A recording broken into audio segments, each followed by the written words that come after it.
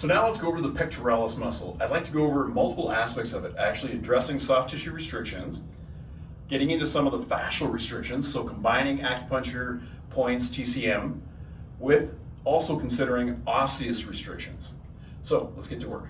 So let's get into treatment here. Mickey, are you okay with me working on the shoulder up here? Yes. Okay, good. Always ask for permission. Okay, so I'm going to kind of work my way around here a bit. And in terms of the pectoralis major, the origin is from the clavicle, sternum, and the ribs, so it covers a fairly large area here, so we have to take that in consideration. The minor originates from ribs 3 to 5 and inserts on the coracoid process of the scapula. So a fairly large area. So where do we start here? Mickey, I'm just going to take it out. How you doing there? Oh, good. Feeling that quite a bit? Yeah. Okay, I'm going to get you to take your left hand and push your breast down flat. Doing okay? Oh, yeah. Okay, so one thing I really would like you to focus on when you're doing these techniques, or if you're watching it, notice if you start putting a bit of circumduction in there, how it changes. Yeah. Quite different, isn't it? Quite different. Okay, so we'll kind of work our way around here. Now, in terms of the pectoralis major, basically this drives horizontal abduction, adduction, internal rotation, arm flexion, and extension from flexion position from the sternocostal head. You okay? Mm-hmm. Now, in terms of innervation, we should always take that in consideration. Get back a bit more, take a little more reduction there.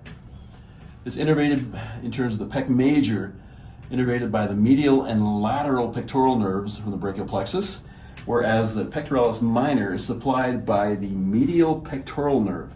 So we'd be looking at C8T1. Doing okay? Mm-hmm. Good. So we kind of work our way around the whole area. Good. But really, as soon as I start getting some circumduction in there, it makes quite a difference, doesn't it? Big time. The other thing we're going to do too is we're just going to take it over the edge here a little bit. Good. I'll take this up and then take this down, right down. Doing okay? Yeah. So, even though this isn't a technique class here, I'm more doing demonstration, I want you to realize you're going to have to change positions to actually get all vectors in here. So one thing I want to mention in terms of dealing with fascia or connective tissue, it doesn't have to be directly in the area. For example, if we're dealing with stuff on the chest or the shoulder, the whole upper extremity, we want to reduce pain, we could choose a point in the hand here, large intestine 4. I could get in there and kind of move that around. How are we doing there? That's great. So we'd move this clockwise, counterclockwise. Now, if you'd like some more information on this, we do have a specific video, or a few videos actually, on large intestine 4. It'll take you through the whole logic, the area, how to find it, location. But I just want you to know that when you're working on an area, get in and start dealing with the fascia or connective tissue. Really, really important. Doing okay? And this will reduce pain overall. I've done some amazing studies in terms of actually doing brain scans and seeing how brain activity changes as soon as you start stimulating these points. Really powerful work. While we're here, I'd also like to mention some of the osseous components, not just from the shoulder itself, but also in terms of spinal manipulation. There's really good evidence to show how it actually decreases pain. It actually helps to break what they call central sensitization.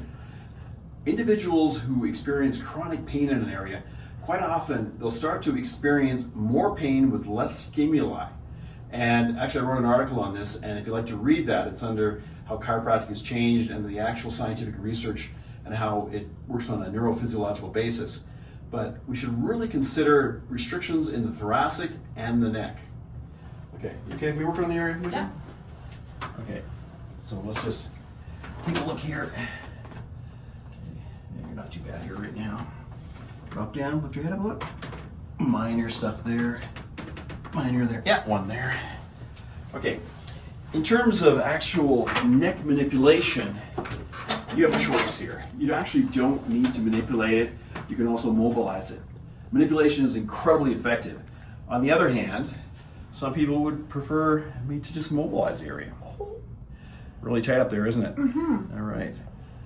So as you get in this area, you're also going to notice that you may hit some acupuncture points. We talked about the fascia on there, and we get on the base of the skull here. There's one point on here that is really tight in terms of gallbladder 20. Pretty tight right there, isn't it? Yes. Really tight. And this will affect the shoulder, the chest, the neck, the whole upper extremity here. So I get on there and I work this area out for about 30 seconds to 3 minutes. Okay. And I do this before I actually did any mobilization or manipulation. Move that around a bit here. You okay? Mm-hmm. Okay. You have a restriction right here. Yes, I do. You okay with me doing a little manipulation on Yes. that? Drop your head back down, over. Thank you. Drop it again. Perfect. Okay, does that feel a bit Oh, easier? yeah. Okay, Oh. so point being, check out the shoulder, make sure there's no restriction between the glenohumeral joint, the coronoclavicular joint, sternoclavicular joint, take a look at the thoracic area, and up in the neck. This is all part of one kinetic chain.